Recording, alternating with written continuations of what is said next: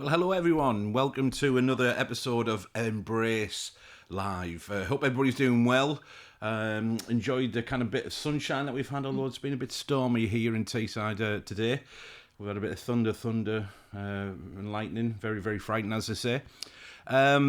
So I hope everybody's doing well. I just want to start out by saying hello to a few people who've joined us online already. It's always good to have regulars, and certainly Margaret, you've become a regular. It's good to have you with us. Good evening to you. Hope you're doing well. Paul and Tony and others as well. I know that tonight we are continuing our series on worship leading. So we've had, this is actually, I was counting up, this is the 11th week that we've had of Embrace Live now. That's gone really quickly. So that must be a positive thing, must be enjoying ourselves. And so thank you for those of you who've been tuning in regularly. But if you haven't caught other episodes, then of course they're always available for you on the Embrace Church Facebook page or on the YouTube channel. Or look, just search for Embrace Church on YouTube, and then you can see all of our video content that we've got on there for you. Okay, so we've started out with, kind of my story series when we first kicked off Embrace Live 11 weeks ago, and we've had a number of people featured, and they've talked about their own personal stories about how they came to make a decision to follow Jesus for themselves, and what impact that's had on their lives. Okay, and then we've just, the last few weeks, we've had a new series start where we were talking with worship leaders from around the region, really. Good friends of mine, and obviously I'm fortunate to know a number of people in different churches around the area and beyond. And so I've just been basically calling my worship buddies, I'm calling them. So we've had Mark Miller from Stockton Parish Church, really good episode, check that one out. Fantastic fellow, doing loads of good stuff over at Stockton Church, Parish Church, that is. Last week we had Helen from Tees Valley Community Church, amazing woman of God, and, massive respect for her because of the job that she does in education as well. So if you didn't check that out last week, then you can always catch up with those. Tonight, we have got... Well, we did plan this to have two people join us, both from Embrace Church. We're both, really, count ourselves lucky to have them as part of the Embrace Church family. And that is Liz Connolly and Hannah Jackson, who are both involved in the Embrace Church worship team. Now, sadly, Liz has been called, shift pattern has changed, and Liz has been called into work, so she's not able to make it tonight. So we're really, disappointed not to have her with us. Liz, we miss you. Hope that work shift goes okay.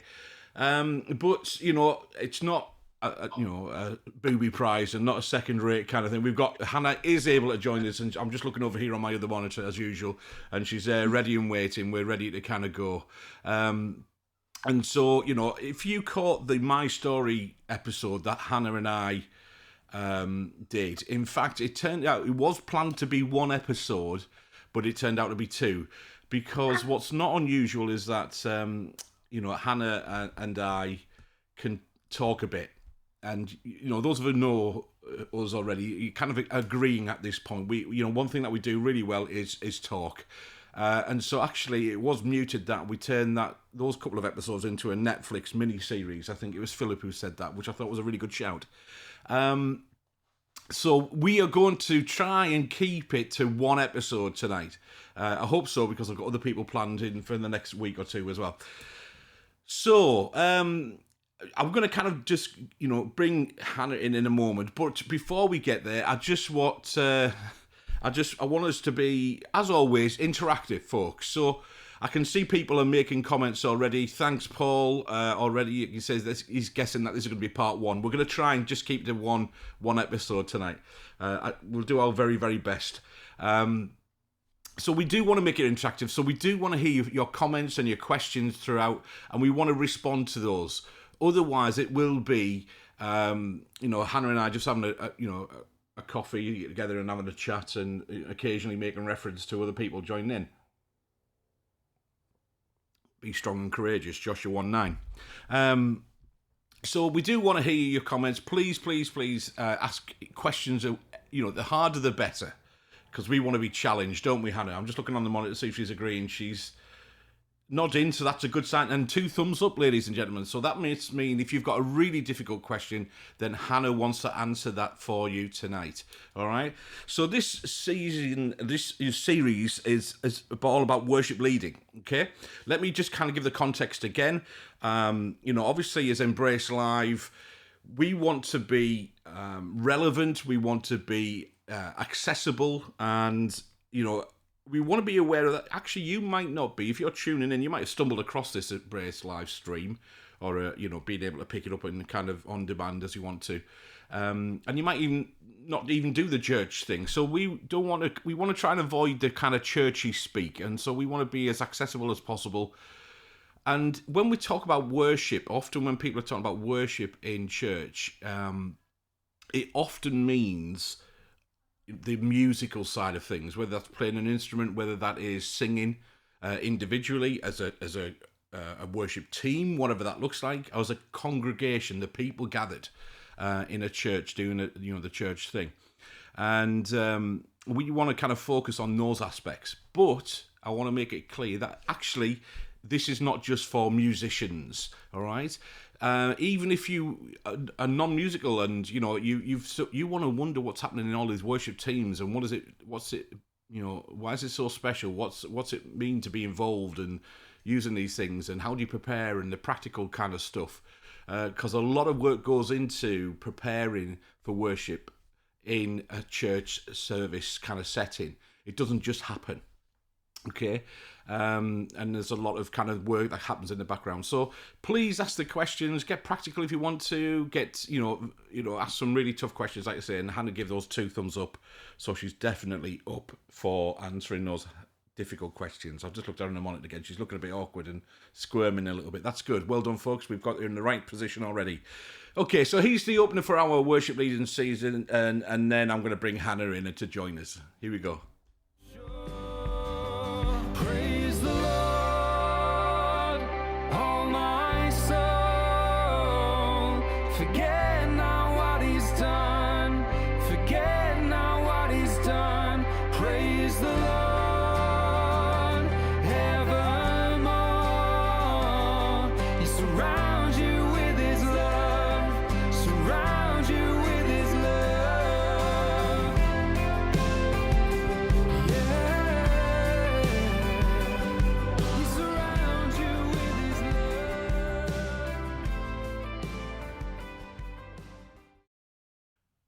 So before I bring Hannah in, just another shout out really for the countdown music. If you've noticed the titles that we have there and the opener we had for the worship leading series there, it's a group of people called Taking Ground Music. And Taking Ground is actually a group of church. Embrace is part of that family, but they've got some amazing, talented, wonderful people, and I'm really honoured and pleased to know many of them individually, who produce some fantastic worship music. Now, worship music is basically music where the lyrics point and to God really, and thank Jesus for all that he has done and does, continues. So, and expresses our hearts and our, in a relationship, right? Okay. And so, really check them out. Taking Ground Music. Just do a search on for Google and you'll hit their website, and they are available as well in obviously things like Spotify and everything else like that. But without further ado, ladies and gentlemen, I'm going to bring in Hannah. Here she is. Hello, Hannah. How are you? Hello, yeah, I'm good. When I gave the thumbs up earlier, I actually meant for Dave, for you to answer them, not me. Well, see, I'll just read them. That's all right. all I'll do. You see, I'm the host. See, so I'm the one who can click the buttons and and that kind of thing. But I'll tell you what, we'll make a deal. We'll fend them off together. We'll see what we both think. So, Yeah. folks, look, we want to hear from you. Again, just want to say that please post your questions and let us know your thoughts and things like as we go through. So, Hannah, some people might not have caught episodes 1 and 2. This is episode 3, Part the 3, Part revenge. 4.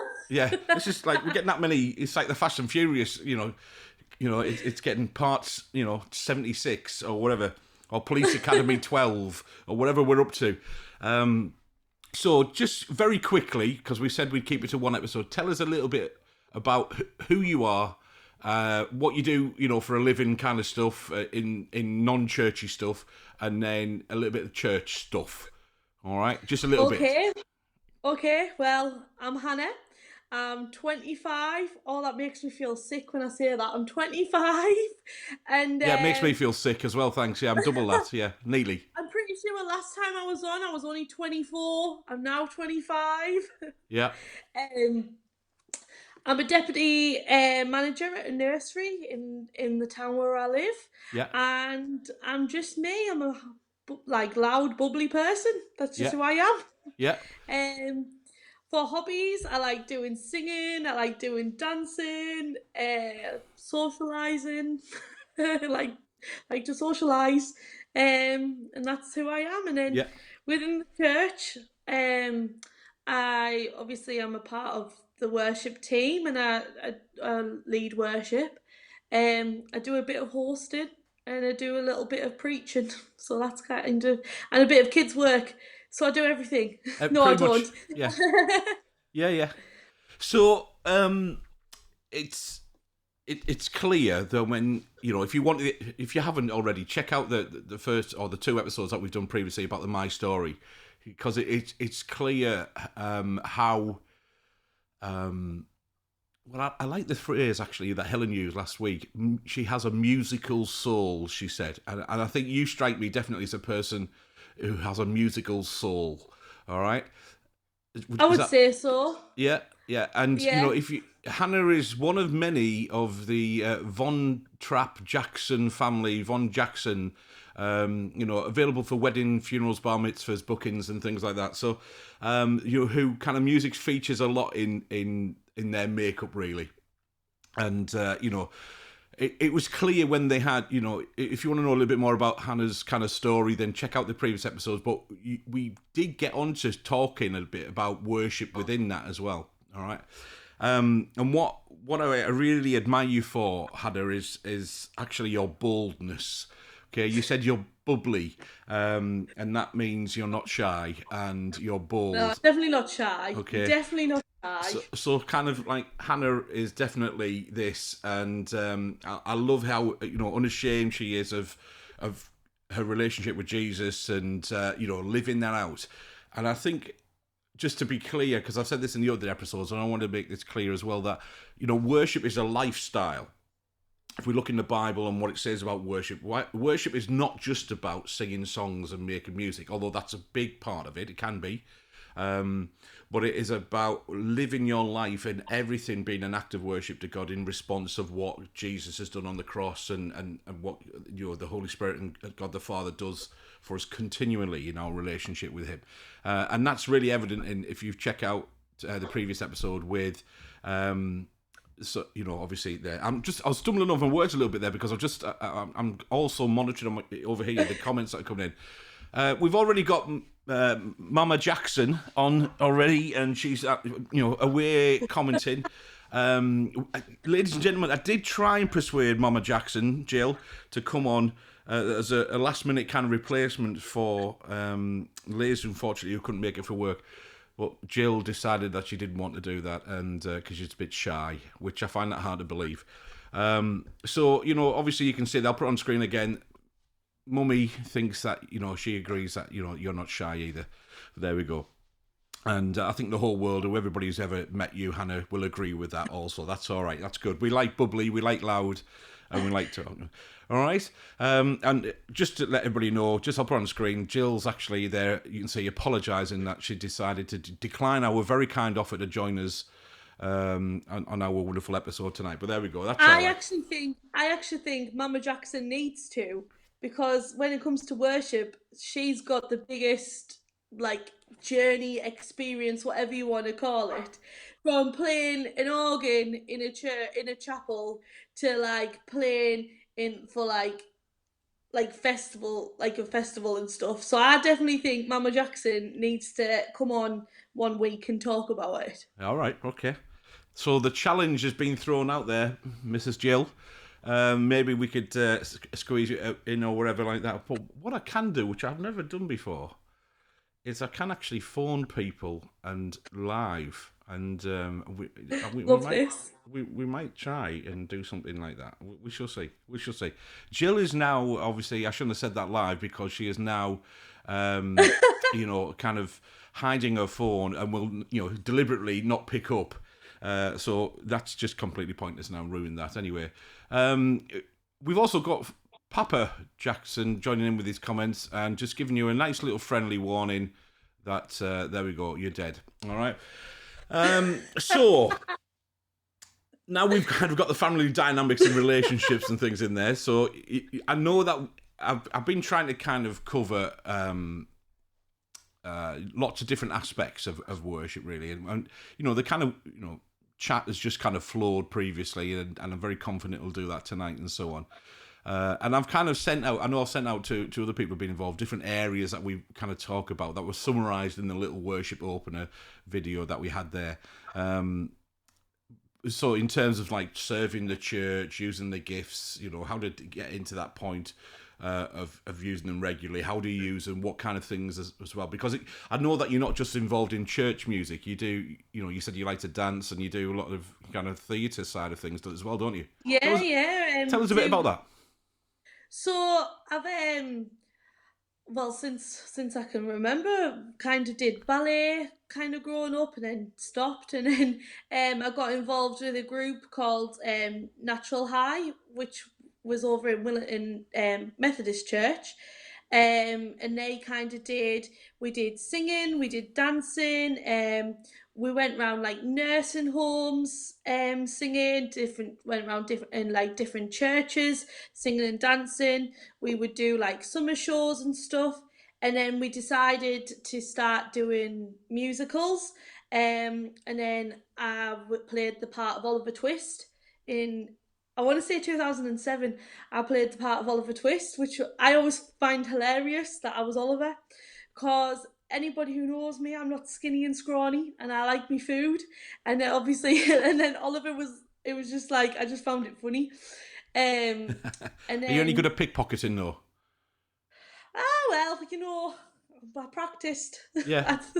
Dipper I had to get locked Dipper in Jackson, she's not in the trade.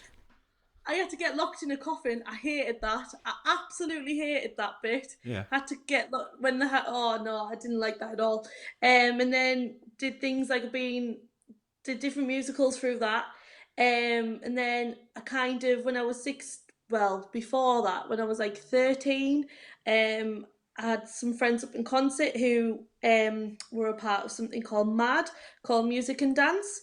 So I kind of joined them, did singing and dancing, did different shows again, went around churches doing dancing and singing and stuff. And to this day, I'm still a part of them. I've gone from being one of the people who does who joined in to now teaching the singing and dancing alongside some of my best friends.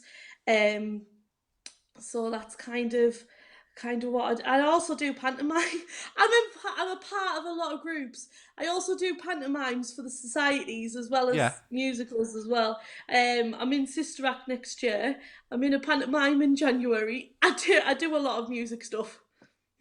It sounds like, as well as being, working as well, and obviously the wonderful, the family. Actually, I'm just going to put this on screen. As Rachel said there, that the Jacksons, and we're not talking about Michael and the rest of them, the original, but these Jacksons that we know are such an amazing family. I think that's that's true, and many people would agree with that. And obviously, I know that you are involved in many of these different kind of theatre productions and things, but so's Beck's your sister, and I do it alongside my sister. Yeah. So it's the pair of us. I always say she's better than me, but yeah, it's the pair of us. We do it. Ugly Sister or Cinderella. That's I was just going to put that on screen here. I don't know if I don't. Is that parenting 101? You're encouraging your kids or something? Ugly Sister. You got dad saying you're going to be dead, and then you got mum saying Ugly Sister or Cinderella. We've got a hierarchy in the family, so it goes: the sister's the firstborn, I'm the favourite one, and then Matthew's the golden child. There you go. Right, okay. There Matthew's your younger brother, isn't he? So yeah. Who's not a front of stage kind of guy, but he's like your dad who does a bit of both. Very Matty's very technical and does behind the stage kind of lighting, and he's very talented that way as well. So that's good, and there's lots of different opportunities. Yeah, so like when we do the pantomimes, it's actually like a full family occasion. Yeah. So my mum is the backstage and dresses the dame and does all the quick changes. And then you've got me and Rebecca who's on stage, and then you've got my dad and my brother who do like the sound, who does like the lights or like do stage crew and stuff. Yeah. So it is a full family affair. We all do something. We're all involved in it somehow. So I'm trying desperately to resist the urge to do the pantomime jokes and all of that. Just kind do of it. stuff. No, I'm trying not to. It's quality viewing. But do you know what? I've always fancied the opportunity of playing a pantomime dame. I was sort of like Wishy Washy or something like that. I think I'd be brilliant at that. I'd love a big wig. I think you would. Okay. I think you would be class. I think I've got my own fake chest going on anyway. I'm growing that, so I think I've got the physique for it as well. So, yeah. Any opportunities, I might audition at some point. Okay, just to say that Auntie Joy, here we go. It's getting a full family affair. Obviously, we have got other people viewing in other than like the extended Jackson, Kipling, Carver kind of family hierarchy / mafia.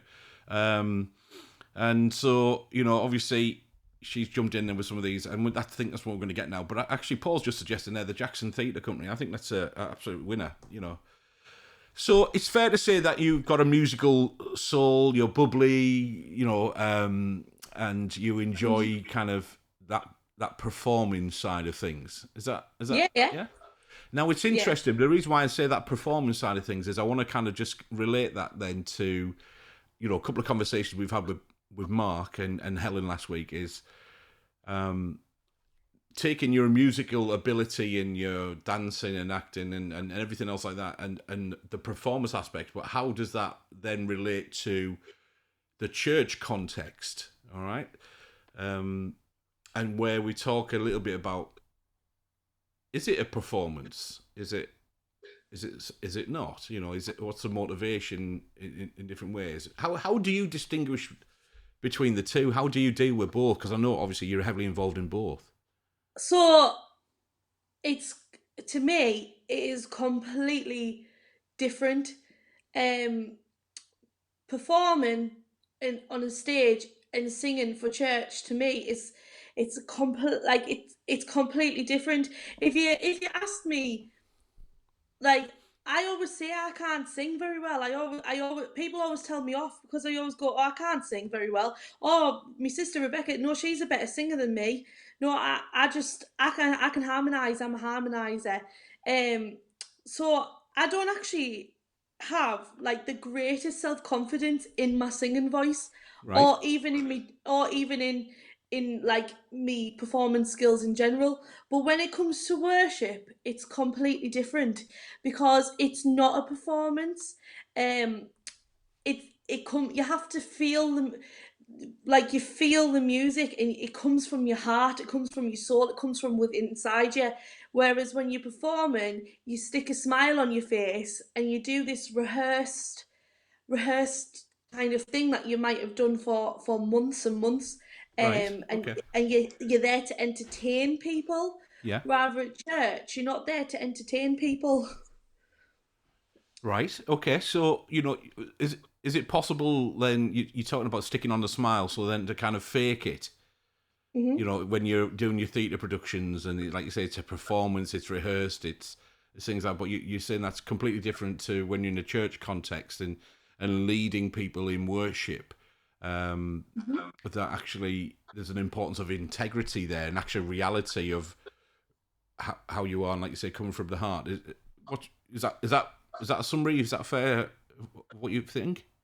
Yeah. Well, actually, this is something I struggled with for a while. Was that crossover of what was worship and what was a performance, and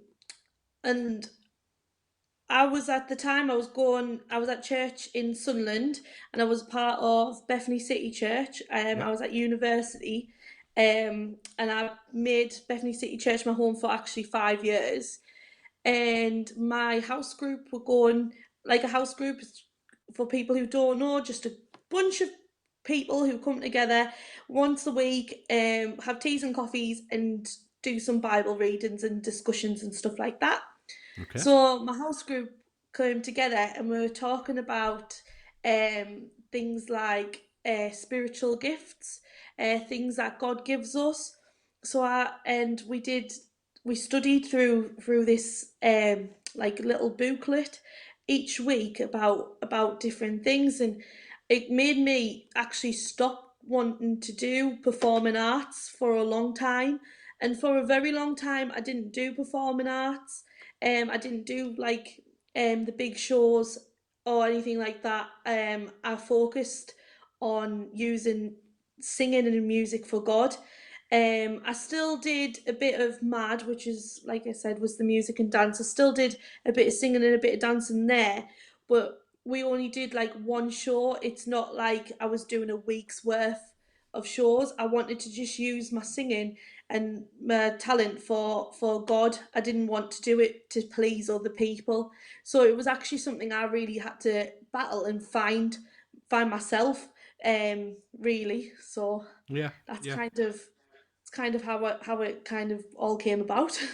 It's funny, and thanks for the being honest with us, because it was funny to hear you say that you didn't feel very confident in your singing voice, and yet you've just told us just how involved you are with lots of different kind of theatre productions and things like that, and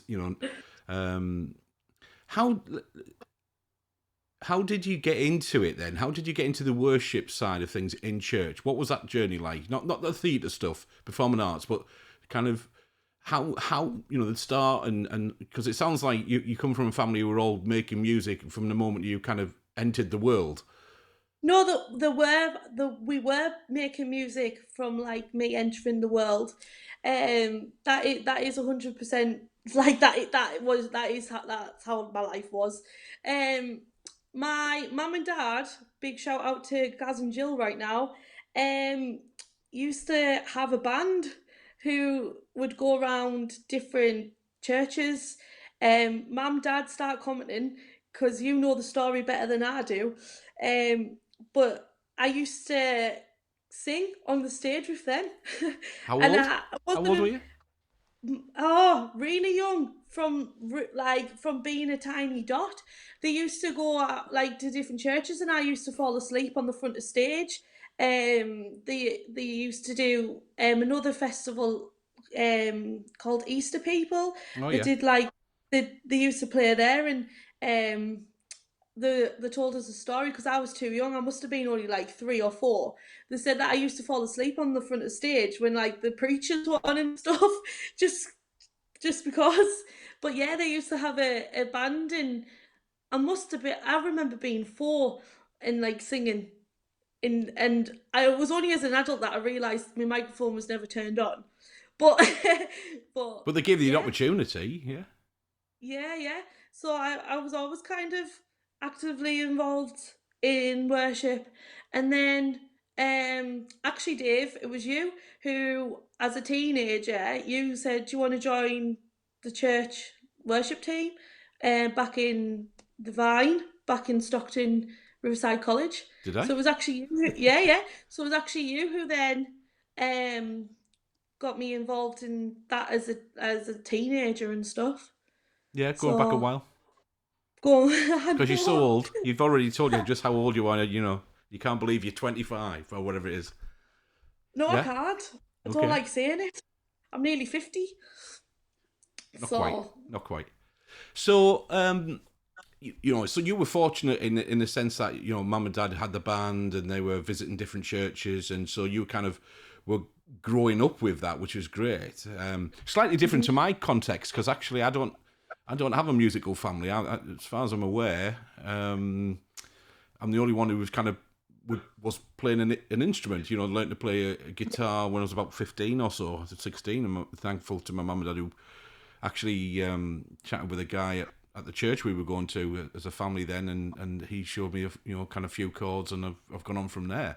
But like I must admit, I hadn't realised it. You know, it was me who kind of gave you that opportunity in that sense. But let's pause for a moment because I'm just laughing at Paul's question. This is very important. There we go. I think it was more ginger. Yeah, it's more like kind of white patches now, isn't it? I was kind of looking on the screen a little bit. There we go. Thanks. You've always had a skinhead. Skinhead. Skinhead. Yeah, I like to try and keep the ginger fro quite short and under control side of things. How's this gone from worship leading into like Dave's fashion kind of style choices, which clearly these are important questions. Okay. These are the important questions. So to answer Paul's question, yes, I did have hair back then, but I've always kept it really short. There is a great picture of me when I was about 15, 16. No, I must have been 16 because I'd left school going to sixth form. And I had a little Spanish acoustic. I think my mum's still got this, picture somewhere still. Ma Dixon, you met her on another episode. Well worth checking out. I had a little Spanish acoustic I was learning on. And I had a mullet and a half. My hair tends to go. I try to grow it long. Tends to go down to about here and then go out sideways. But then all the time it's growing high. So I was about 6'8" with ginger mullet up here and tiny little kind of almost. I don't know what they were, just kind of sticky out bits. So it wasn't a good look. I tried to look rock and roll, but it didn't happen. I need to see this. No, I actually need to see this in real life. Maybe one day, but let's move on from that horrific image and trying to be rock and roll. I say do a vote. Everyone needs to come and do it, and then he has to do it. I might try and dig it out. I'll see if I can get Ma Dixon to find it or whatever. It's just burning into my memory. That's the thing. So it's so important because I was given an opportunity to get involved by somebody to take it, and I know that you're really passionate about this as well. One of the things that you mentioned in the lead up tonight is that you wanted to talk about your involvement with the youth band and developing the youth band, and it'd be great to hear about that in a moment. But I think it's so important that young people in particular, because I was young once, I know it was a long time ago, but are giving people, or even older people, because we're never too, old to learn, and we want to, give people opportunities, whatever their gifting is, but obviously we're focusing on music side of things, to be able to have a go, but in a supportive way in doing that, because obviously the last thing that we want to do is for anybody to embarrass themselves and to find a negative experience, and it, like anything else, it needs to be handled well. So why don't you tell us then?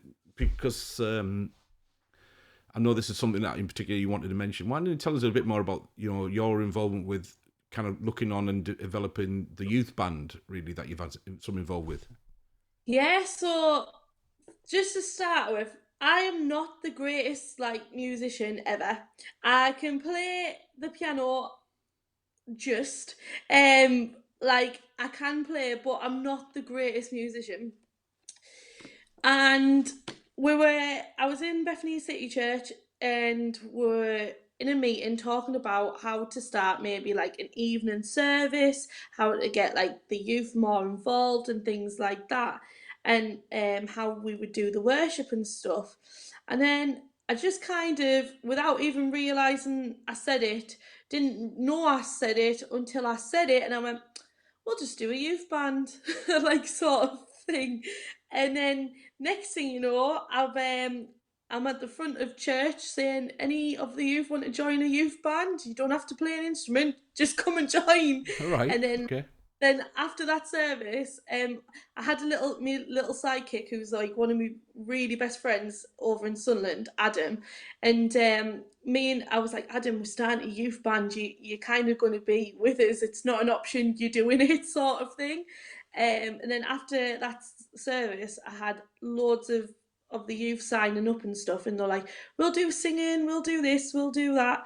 And then from there, on a Thursday, we would meet up together and we would learn how to play songs, choose songs that we wanted to do. And my focus really was on talking about what is worship and how it's not a performance. Yeah. And that's what we really, really stressed all the time. Every rehearsal, every time we led worship, it's not a performance. We're doing this for God. We're doing this for for worship. This is not a performance. And we just kept saying that to the point where we learned the song This Is Not a Performance by, I think it's by Hillsong. Do you know which one I'm on about? Hang on. I've got it queued up because we said every time we'll mention like a worship leader or another organisation, we need to have the honk. There we go. Thank you. So that was rather loud. Let me turn that down. So I don't know the song actually. Who's it by? I'm pretty sure it's by Hillsong. Thank you. There we go. I'll set them up. There we go. But I'll just go back a bit and say that Bethany City Church to me was a very I used to say it was an older style church compared to what I was used to, because I came straight from the Vine, left the Vine to go to like Sunderland University, and then got involved in Bethany City Church, who still sang hymns, and they do modern music as well, don't get me wrong, they do, but they still do a lot of like the hymns and stuff. And at the time, being an 18-year-old girl, I was like, I don't do hymns. Oh, they need to do modern stuff. I don't like hymns. Don't like it. And then as my time was there and it developed, I ended up loving hymns. Yeah. And I love hymns sometimes more than the modern stuff. Yeah, so absolutely. Yeah.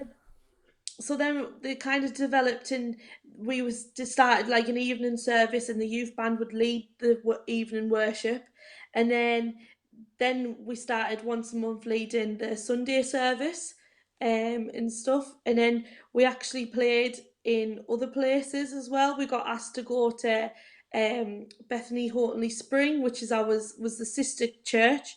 We played there, and we played in a couple of other places as well, and we led worship for an event that happened with like Churches Together event. We would lead the worship for that, for churches around Sunderland and stuff. So it was yeah, absolutely. Don't you read them out before I put them on screen. Don't you be doing my job. Thank you. But Adam's joined us. Is this the Adam you referred to earlier? This is your partner in crime here? Adam. Yeah, my little partner in crime. Everybody, big shout out and love to Adam. Okay, obviously you like a good hymn now, according to Adam. Is that right? Yeah. So me and Adam our house group always sat on the front row. We made it a thing that we sat on the front row and not hid in the back. Yeah. And me and Adam would stand next to each other and try and find as many harmonies as possible to the hymns on a Sunday morning. It was great. Brilliant. So let me pick up on that then, because obviously you've and we said it a number of times in these episodes that there's only one church, and that's God's church, and there are lots of flavours of that, and how churches or groups, let's call them a church, live out the Bible and how they come together and express their worship, really. Okay, and so. Obviously, you had the opportunity. You said before you knew it, you kind of came out your mouth. Let's start a youth band with Adam as well. You're doing this. You didn't really give him a choice. You just kind of roped him in. And but I'm guessing, that actually the leadership of the church were all behind this. Otherwise, you wouldn't have had the opportunity. Oh, I love that awkward face. Is that and that delayed answer? All right, okay. Tell us the circumstances there then. Be careful though, because obviously the last thing that we want to do is bash any churches, because to be honest, in all seriousness, there is no perfect church, and if you find one, don't go to it because you'll mess it up. All right, and so I'm not gonna say too much, but I'm gonna say that there was a few challenges I had to face. Well, me and Adam together, because I think I would have really struggled without Adam. We have to face. All right, so let's carefully do this. Were those challenges with the leadership of the church? With some leadership. Some of them, right? Okay. Yeah.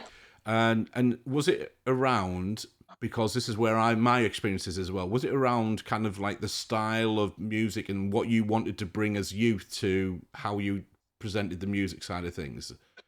Or was it something different? No, it wasn't so much the music side of things. Some people just didn't see why we were doing it. Okay. And just were like, well, there's a youth club on a Wednesday. like why are you doing it? So it was like fighting all the time, like Okay. why I was doing it. So it was a real challenge then, and Yeah, like you say, with some people, and that whether they're in leadership or not, actually, you can always have a challenge.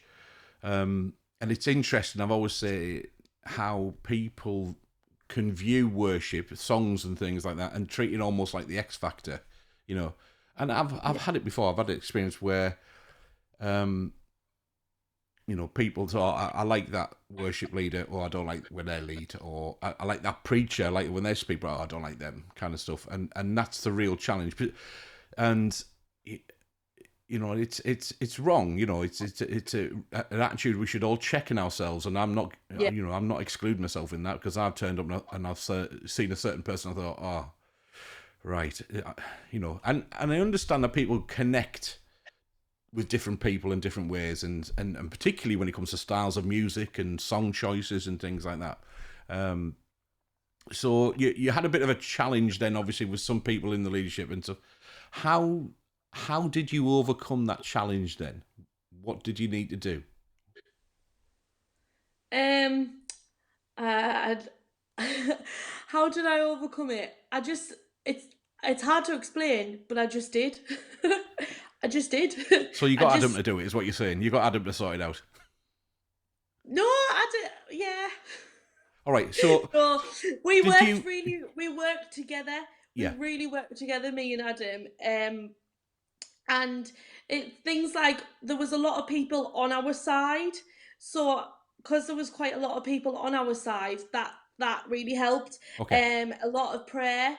I mentioned the home group before. We would pray for the youth band like every week in the home group, and like people just there was the lot of people in the church loved it when the youth um led the worship and Okay. stuff.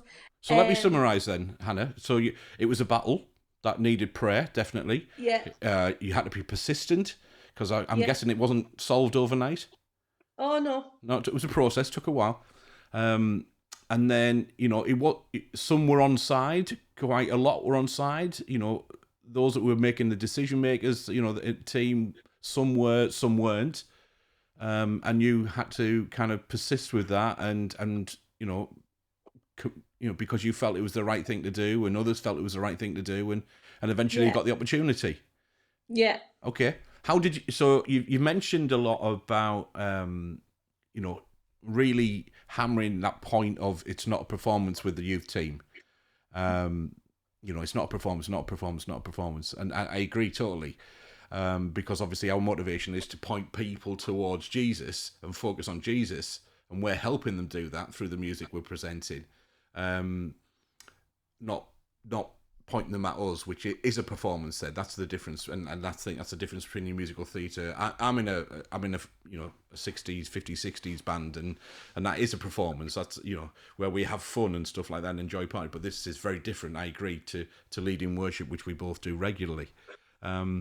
So you got to this point then. I'm interested then. So how did you prepare the band then in terms of song choices? Because if I go back a little bit here, Rachel's joined us tonight, and she asked that question, which is a similar one we had last week to Helen, and it's an interesting one. How did you go about choosing with the team the songs that you were going to do? Which was the Sunday evening you said at first, wasn't it? yeah. So the Sunday evening, we would.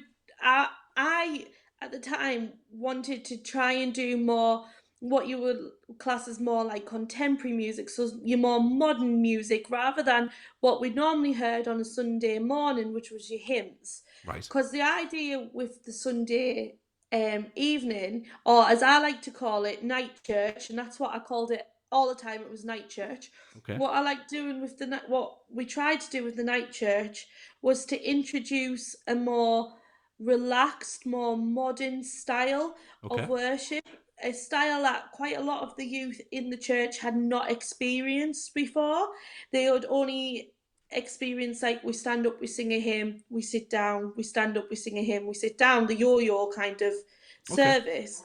Um, which I'm not saying it's a bad thing at all, because I was in the church for 5 years and I absolutely love the church, Yeah, like Bethany said. it's that flavour again, isn't it? It's that flavour of how Yeah, wanted to express worship that way. Yeah, okay. So you wanted to do it a different way, different flavour, different style. Just introduce like a new sort of way.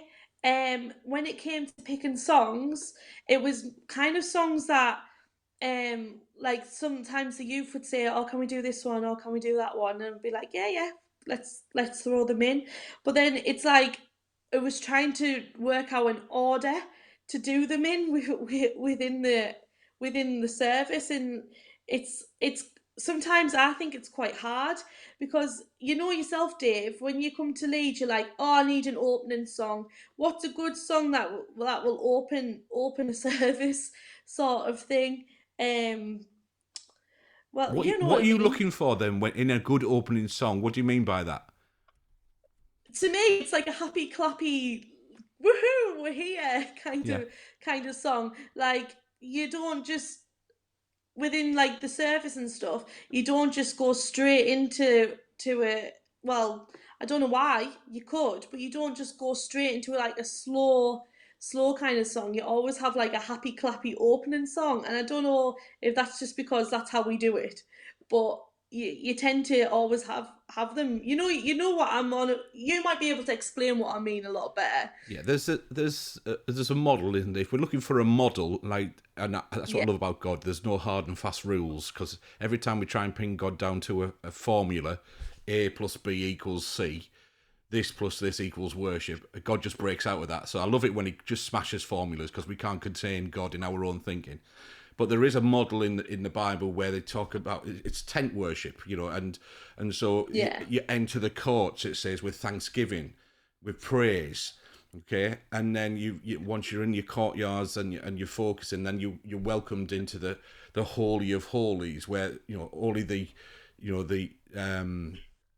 most high anointed kind of dude at the time could enter once a year, kind of stuff. Now because of the cross, all of that special access has been ripped open and everybody has that special access. So that's what the model is in the Bible often, is praise, God, about God's character, loud, thankful, and then focusing then as we journey in, as we focus into God, into that intimate holy of holy place where then the songs become more intimate, and obviously the Holy Spirit can kind of minister to us. So that's one way that's often talked about in terms of worship and yeah. songs and things like that and actions. But when with the youth band, the way we used to pick them is, well, to start off with, we only knew like 5 songs, Yeah, practicalities. and they Yeah, were all in the same key, yeah, and they all flowed in nicely to each other. So that's how we started. We started off with 5 songs, and it was 5 songs that I thought these are 5 quite really easy, quite like easy songs to play. You only need to know 3 or 4 chords or 3 or 4 notes. And when I say a youth band, I'm not just on about like a guitar, a bass player, a drummer, and like someone playing the piano. I'm on about trumpets as well. oh, brass Um, section, nice. yeah, so sometimes one of the youth. I had a flute player at one point. I had someone on the saxophone at one point. I'm on about like a lot of different talents that the youth had, like thrown together, sort of thing. Yeah, And kind of, right, this is the skill we've got. We've got these brass players who are absolutely unbelievable at music, can pick any instrument up, and are like doing their grades, and like on grade 5, 6, 7, and whatever. And then I've got these other players who have never played before, so let's just teach them how to play a few chords and let's go from there, sort of how thing. did And you then manage that then? How did you practically, so you've got established musicians who've done progressed all through grades and things like that.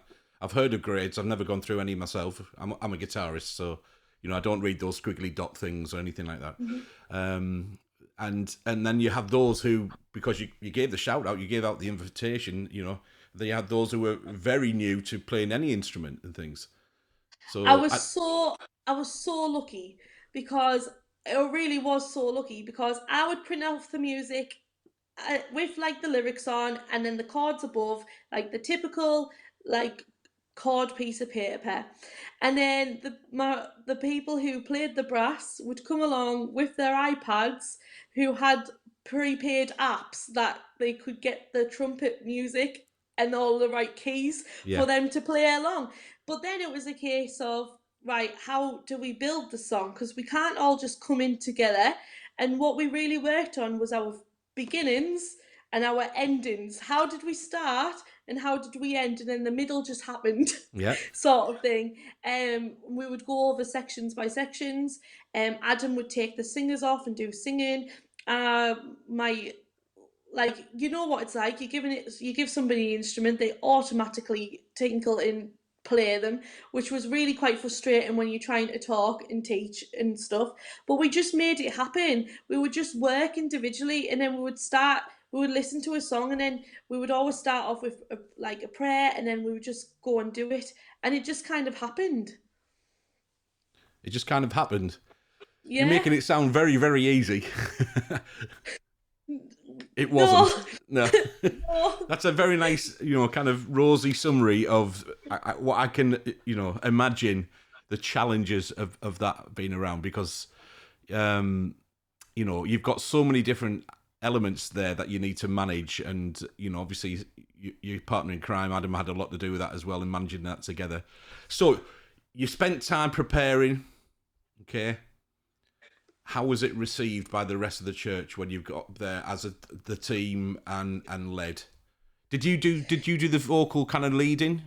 Or, Yeah, so yeah? originally I was going to play the keys, but then like different youth wanted to play the keys, so I let them. So then I would rearrange the stage on a Sunday morning, which I wasn't thanked for. And I would put the four singers, because there was four of us singing, in the front in a line, and then I would stand in the middle so everyone can sort of see. And then I would have little signals Yeah. that people could like copy and stuff. So like this would be like time to end, Yeah. or we might go to bridge, Yeah. or we might need to repeat. Yeah. So that's kind of how I led with my voice. But we tend to, because of the way the Sunday services kind of worked, we kind of kept to the same order of songs like every time. So we kind of stuck to it, rather than like when you have a group of like complete professional like musicians that can kind of follow each other. We kind of had so many different levels that we kind of just we played the order. Yeah, you had the But we song did, structure. You followed the structure. yeah, Yeah. yeah. But if we were going to change things and add things, then we did hand signals. Yeah.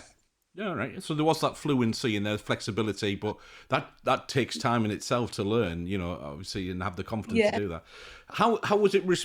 How did people respond then? How did the congregation respond to, the times that the youth band got up and led worship?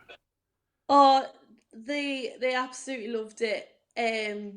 The church, to this day, I still get people messaging me saying like, I've got one friend who keeps saying Hannah with the golden voice, and keeps asking me to come back and do like the youth band and stuff, and we would do it like once a month, and in between I would have people saying, "Oh, is the youth band coming? Are the youth band singing? Are the youth band doing it?" And I'd be like, "No, not yet." So And well I received think by it the was, sounds of things. yeah, I Yeah, think it was just quite refreshing and new. yeah. So obviously people were keen for it to happen, and when it did, they were really pleased and really, complimentary. Yeah, I Yeah, would say so. good. Yeah. Yeah, great. Was there any opposition, or did they just keep quiet because you've done such a good job? Um, Quite a lot of people. Well, not a lot of people. Some people said we should have just been a part of the normal band. Um, but that wasn't the idea about it. The idea was that we got the youth together Mm. and grow as a family, like this youth to grow as a family. Because yes, they're in the church, but they're growing. This is how do I phrase this? This is going to be their family. This is who they're growing up with. This is Yeah. this is their generation. So it's like them to grow together in their faith together on the same stages, like together, sort of thing, and to explore this worship as one family. So Yeah. like we were like a youth group like a youth band family sort of thing. And Um, from then, have the people who were in the or the youth in the youth band, have they continued to kind of develop their musical skills? Have they continued to play a part in worship teams, not just the youth band, but the worship team of the church and things like that? I believe, unfortunately, I kind of, when I moved churches, because it's a bit of a different story, but I'll touch on it a tiny bit and then I'll move on. But basically, after 5 years, God was saying, right, I've got different plans for you. It's Yeah. time for you to move churches. I need you in somewhere else. That's how I came to Embrace. You asked us to lead worship one week because you were away, and then God was like, "This is your new home," sort of thing. So Hmm. unfortunately, when you move churches, I kind of not lost contact because I'm still friends with Yeah. lots of people, but I believe the youth band just kind of joined the Yeah. normal band. I believe that's kind of what happened. So that's good. They've Not, transitioned. Then they've yeah, continued the opportunity, and let's appreciate that, because they wouldn't have had that opportunity if it wasn't for you and obviously Adam as well, pushing for the opportunity to do so. And just to let Adam obviously contribute his, it's a pity we should have got Adam on screen as well. That would have been interesting. But then into the kind of adult band as well, and obviously, yeah, because it is seasons. It is, you've moved on, and obviously young people, some of which go to university and things like that. But you've given that opportunity, you've provided that, and obviously developing them, and alongside Adam guiding them to be able to do that. And I think that's really, really important, that that you've done an amazing job with that. And I think that's something that you can, in a good way, be very proud of, that you've had a part in their journeys to do that. And and I'm reflecting on the people who've had a part on my journey and given me opportunity, like I say, when I was much younger, and helped me develop. Not that I'm the finished product, none of us ever are. Who helped me to develop, continue to do that as well. But certainly there were certain people, they're just going through my head in the moment, who were influential. From the original guy who showed me the chords on the guitar, how to play it, to another guy who was very instrumental in how to play in a band and the opportunities to do that kind of stuff. Yeah, absolutely. Listen, as I expected, the time has gone very, very quickly, and it's a couple of minutes. Well, it's 1 minute to 9. So there is just so much more we could talk about, of course. But I do want to finish with the way that I finished with the other 2 episodes, and by putting you on the spot and doing the Desert Island kind of discs kind of thing. And I want you to name 3 of your all-time favourite worship bangers that you couldn't kind of survive without, that you would have only 3 on your Desert Island disc, and that could be from any time, any, whatever, that have really, if you like, connected with you, you really, obviously expressed maybe a season or time, particular thoughts. This is so hard because literally, like, honestly, like worship and stuff is just such a huge part of my life. Like every time I'm down with grandma's, you were guaranteed I'm on that piano singing my heart out to worship songs, or guaranteed in my house, even my mum's house, we have worship music blaring. So this is really hard. So I'm going to give you a little bit of thinking time. Let me just start wrapping up for Right, tonight. Oh, definitely got one. definitely got one. Go on and tell us. God be the glory. I absolutely adore that hymn, and it's To like God be the glory, favorite. that one. Yeah, Yeah, okay, yeah. Good absolutely choice. love it. So Adam was right. Adam was right. Then you do love a good hymn now. Oh, I love the hymns. I love the hymns. And just to prove, he did call that one. I'm going to put his comment back on the screen. There we go. He did call it. You love a good hymn. So God be the glory. Yeah, good choice. The Mighty Cross. I love that song. Which one's that? Who's that by? I don't know, people. I just know the names. Hang on, I'll go on my playlist. It's called God Tunes. It's okay. I'll go on my playlist. You got your playlist there right in front of you, well prepared. Elevation Worship. Oh, hang on. Thank you. Yeah. All right. Good tune. And then So there's two. Have you got a third one? I'm gonna say my baptism song, which was 10,000 Reasons. Yeah. Who's it by? Is it by Matt Redmond? Spot on. It is. Yeah, you're right. There we go. Okay. Oh, put you on the spot there. So amazing. As it's been this last hour, just you are, like you said, bubbly, and able to do so many different things. Considering, you said earlier right at the beginning that you didn't have much of a self-confidence about your own voice, and that you compare yourself to your sister Rebecca, Becky, whatever, Mrs. Ramsden, Becca. I call her Becca. Becca. All right. But you've still got somebody who keeps texting you calling you the golden voice and things like that. So that should be encouragement on that side of things. And you can see, and this is why I wanted to focus on this tonight in particular. You can see in the work that you do for a living, nursery manager, deputy manager, and involvement there. And you've done that for many years. You can see that you've also done some children's work as well in different places, and the way that you interact with kids and youth. That you are a person who wants to see youth given opportunities and develop, which is key. And so that's why I thought it was a really good opportunity to focus on that tonight in particular. And then the challenges of bringing temperamental musicians together, and battling where needed. Some, if you like, the reluctance, shall we say, of those who make the decisions in church, sometimes to have a reluctance to give youth the opportunity. And I must admit, I experienced the same thing when, in the church that I grew up, where, I took the opportunity to have my Marshall T-shirt on and wear a cap in a service. Oh dear, never mind the guitar playing, the cap upset a lot of people at the time, and I respect that. I'm older and more mature now, believe it or not, and I have a bit more perspective on things. But at the time, I didn't. But anyway, I'm so pleased that you can join us. I've really enjoyed it, and I do know the three worship bangers have been, are always a challenge, and it always puts people on the spot. And I must admit, like I said to Helen last week, I don't know if I could answer it.